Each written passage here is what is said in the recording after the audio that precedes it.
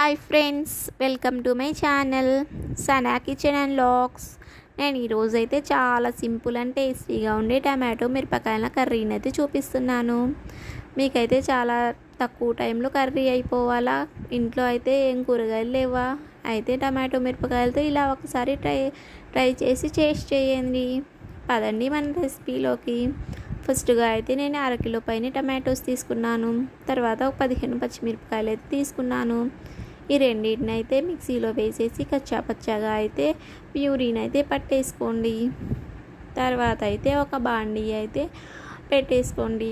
దాంట్లోకి అయితే పెద్ద స్పూన్తో 2 స్పూన్లు అయితే ఆయిల్ వేసేసుకోండి. తర్వాత పోపు దినుసులన్నీ 1 బై 1 అయితే వేసేసుకోండి. ఇది కొంచెం బాగా ఫ్రై అయిపోయిన తర్వాత అయితే ఒక ఎండుమిరపకాయ అయితే వేసాను. లాస్ట్గా అయితే కొంచెం కరివేపాకును అయితే వేసేసుకోండి. తర్వాత మనం పట్టేసుకున్న ప్యూరీని అయితే దీంట్లోకి యాడ్ చేయండి. ఇదైతే కొంచెం ఉడికిపోయిన తర్వాత అయితే కొంచెం పసుపు వేయండి, 2 స్పూన్లు అయితే. తర్వాత కల్లుప్పు అయితే వేయండి. ఇంకొంచెం సేపు అయితే ఉడకనివ్వండి. తర్వాత అయితే కొంచెం చిన్నగా కట్ చేసుకున్న ఉల్లిగడ్డలను అయితే 2 అయితే వేసేయండి, పెద్దదైతే 1 వేయండి. తర్వాత దీన్ని అయితే మూత పెట్టేసి అయితే మీడియం ఫ్లేమ్లో అయితే బాగా ఉడకనివ్వండి. ఇలా నీళ్లు పైన తేలియాయి కదా, ఈ నీళ్ళన్నీ అబ్జర్వ్ అయిన దాకా అయితే మళ్ళీ ఉడకండి.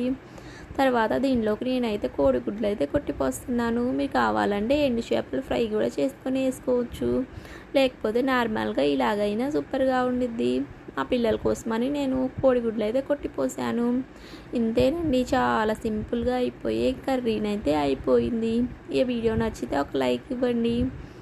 Bye friends.